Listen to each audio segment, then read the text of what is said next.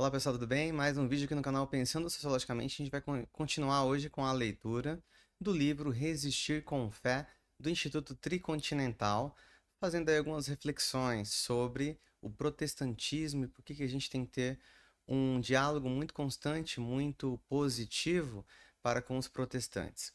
Lembrando que os evangélicos históricos, né, que surgem lá no início do século XIX e depois vêm para o Brasil no início do século XX, eles surgem com um pentecostalismo, né, muito forte, né, com a origem lá de um pastor negro dos Estados Unidos que fez a junção aí com a religião evangélica com novos ritos, né, com a performance muito mais atualizada.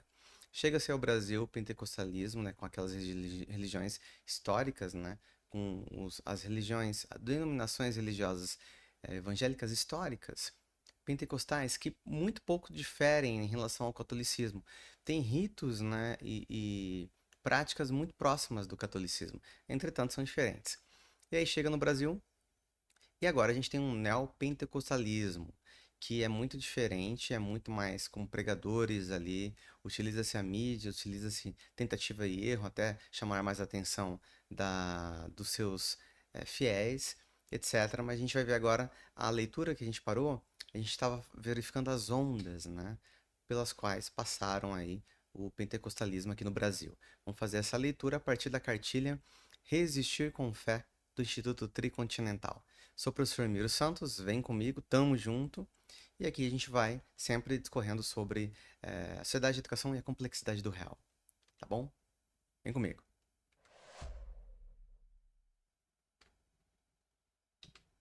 Pessoal, então na tela vou colocar a cartilha e a gente vai fazer a leitura e vamos comentando aos poucos para tentar um pouco tirar, né? Qual que é a ideia? A ideia é a gente tirar esse ranço, né, de pensamento um tanto quanto preconceituoso para com os religiosos de orientação ou denominação religiosa cristã evangélica.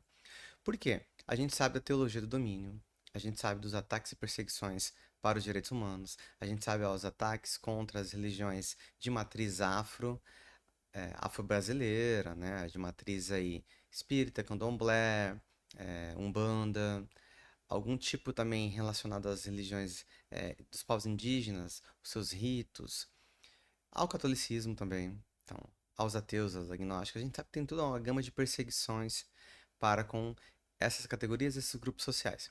Entretanto, a gente não pode colocar no mesmo balaio, né, falar que todo evangélico ele é da orientação da teologia do domínio, ele é racista, ele é homofóbico, ele é violento, ele faz intolerância religiosa. Não é por aí.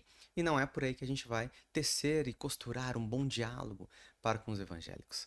Então essa cartilha visa isso, né? Visa a gente entender um pouco mais desde a história e saber conversar com essas pessoas e não colocá-las no mesmo pacote, porque nesse balaio de gato de conservadorismo, autoritarismo, intolerância religiosa dos evangélicos que tem a orientação aí muito ligada à teologia do domínio, não são os representantes da maioria do povo evangélico, dos fiéis evangélicos. Aqueles camaradas bravos, né, os marajás da igreja, né, os mercadores da fé, aqueles caras das televisões que aparecem, né, gritando o tempo todo com uma certa ira, eles não representam todo o povo evangélico porque a maioria o rosto evangélico, quem que é, professor Miro? Os dados vão dizer pra gente que o rosto evangélico, a maioria, são de pessoas da classe trabalhadora, classe popular, das periferias das cidades e geralmente são mulheres pretas, pardas, que são ali muito bacanas, são responsáveis, são solidárias, conversam com toda a gente, todo mundo. É isso. Vamos dar uma olhada no texto. Vem comigo. Pessoal, essa é a primeira onda, né? Vamos falar agora das ondas. A gente parou nesse momento. Então, assim, ó, a primeira onda surge com a chegada da congregação cristã lá em São Paulo, no início do século XX, que foi fundada em 1910 pelo missionário italiano Luigi Francescone, e da Assembleia de Deus, lá em Belém, fundada em 1911 pelos suecos Gunnar e Frida Wingren e Daniel Berg. Dentre suas características destacam a presença de fiéis majoritariamente pobres, a importância bíblica no cotidiano, o dom de falar em línguas, a crença da volta iminente de Jesus Cristo, o ascetismo e a rejeição do mundo. Tá?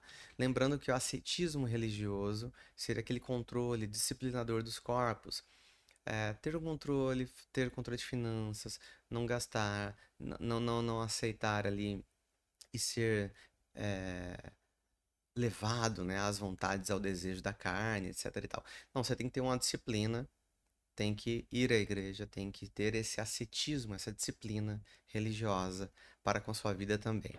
Vem muito lá das religiões, né, luteranismo, né, calvinismo, anglicanismo, né, que Max Weber também estudou, e diz respeito ao quê? Olha, lá no céu é como se no céu tivesse as pessoas que vão ser eleitas a irem ao céu. Mas não é todo mundo.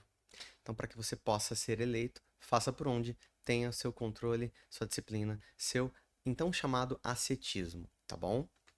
E aí, isso, né? Então, essas pessoas vieram para cá nessa primeira onda em 1910. Então, a segunda onda, a gente está falando aqui da religião pentecostal ainda, não é o neopentecostalismo. A segunda onda do pentecostalismo aconteceu na década de 50, em São Paulo. A Igreja Evangélica Quadrangular traz o evangelismo de massa centrado na cura divina. É nesse momento que se inaugura a ida ao mundo com a utilização do rádio para difundir as ideias. A população mais pobre continua sendo a mais atraída pela igreja. É nesse momento, em razão de curas e das pregações públicas, que os evangélicos passam a ser vistos para além da igreja, muitas vezes ridicularizados e acusados de charlatanismo.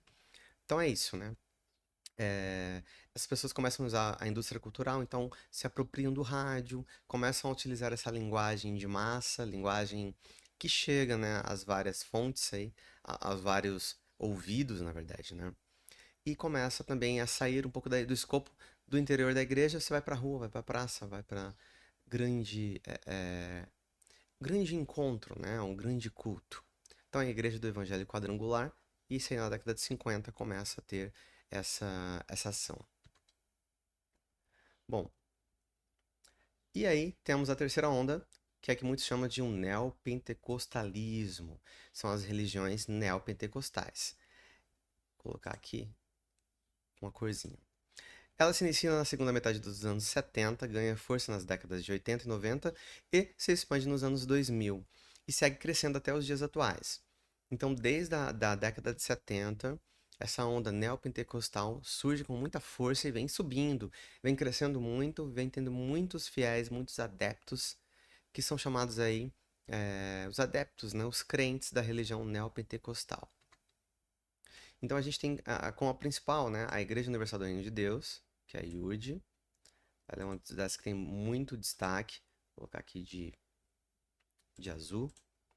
Outras denominações consideradas neopentecostais são a Internacional da Graça de Deus, Renascer em Cristo, Mundial do Poder de Deus, Sara Nossa Terra, Bola de Neve e tantas outras. Que são o quê? Pequenas denominações e comunidades autônomas espalhadas pelo Brasil. Então essa é a terceira onda da década de 70, a segunda onda da década de 1950 e a primeira onda em 1910. É isso, fica ligado.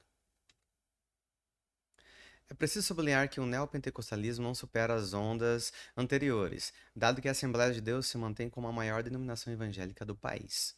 Então, há um grande destaque para a Assembleia de Deus como uma grande denominação religiosa que tem mais quantitativo, né, de adeptos, de pessoas que são ali os religiosos, né? As pessoas que creem nessa denominação religiosa.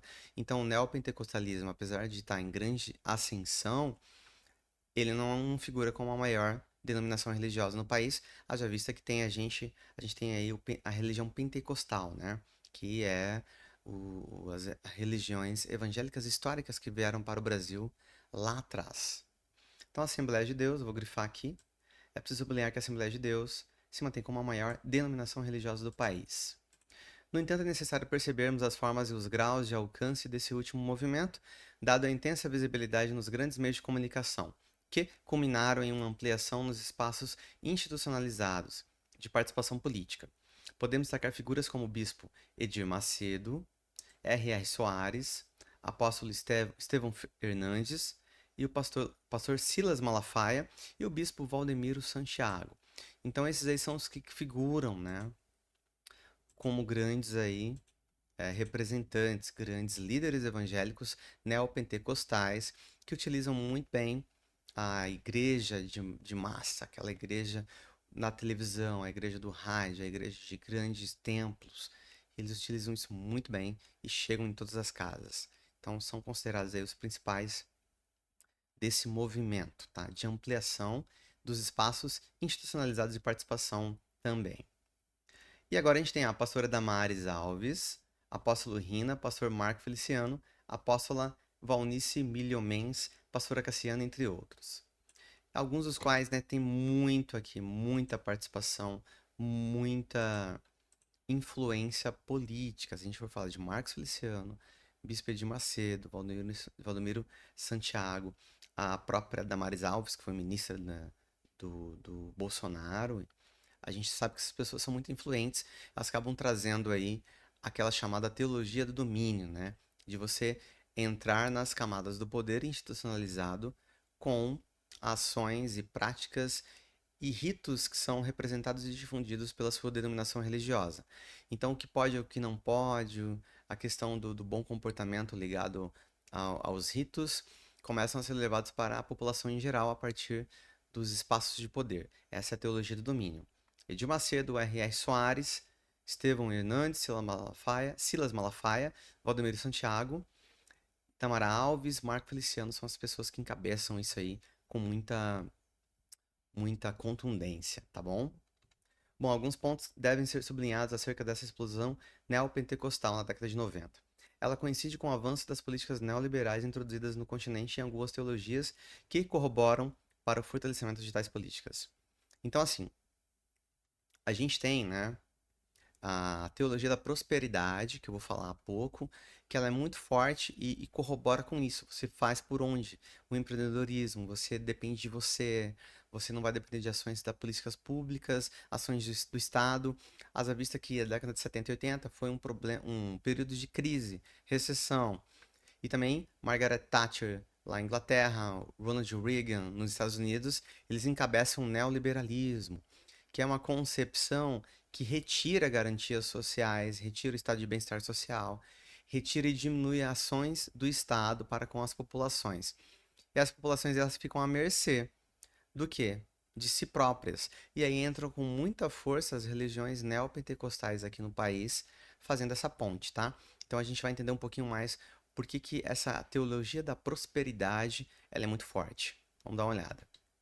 Ó, teologias da prosperidade, né? Então, fortalecimento de tais políticas religiosas com avanços do neoliberalismo.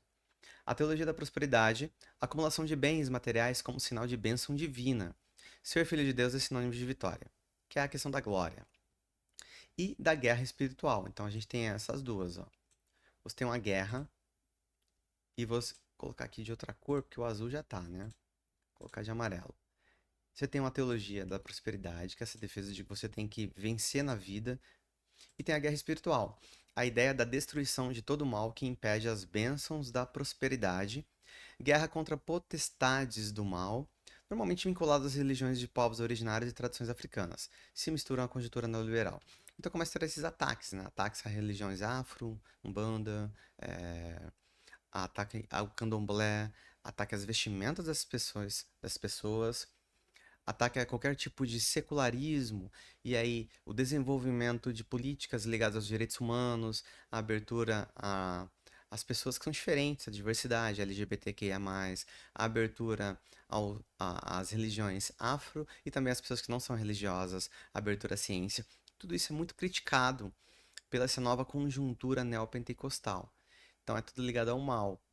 E é uma luta do bem contra o mal, e essa guerra espiritual é muito forte e ela é televisionada, então é muito repetida, né, de maneira muito contundente, muito forte nas televisões, nos encontros e cultos televisivos e também nos rádios dessas igrejas, tá?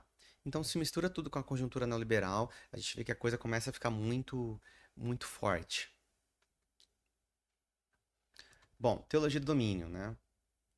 Aí é que chega a teologia do domínio, que a gente não vai falar que todos são da teologia do domínio. Entretanto, a teologia do domínio ela é muito forte nos dias atuais, ela tem muita presença massificada, presença de incluir e subordinar ações do poder público, ações de políticas públicas, ações práticas do executivos municipais, Brasil afora, ações práticas de governos, Brasil afora, ações do parlamento aos interesses da religião neopentecostal ou da religiosidade protestante.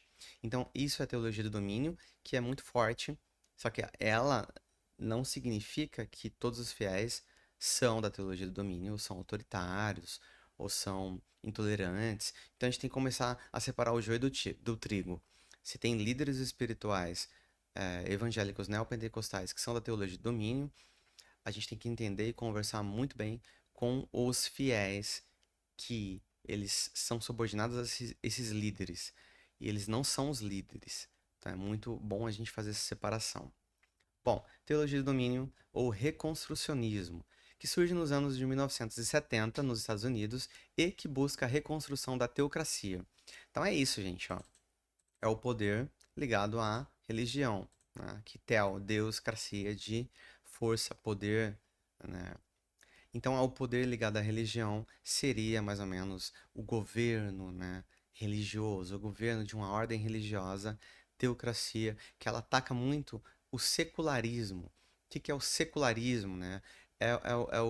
A construção histórica de cada vez mais racionalidade, cada vez mais o desencantamento de mundo e cada vez mais valores da ciência.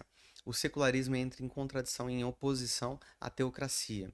E outro item muito importante que é uma política muito utilizada nas democracias, sobretudo ocidentais, é o que? A separação entre Estado e Igreja.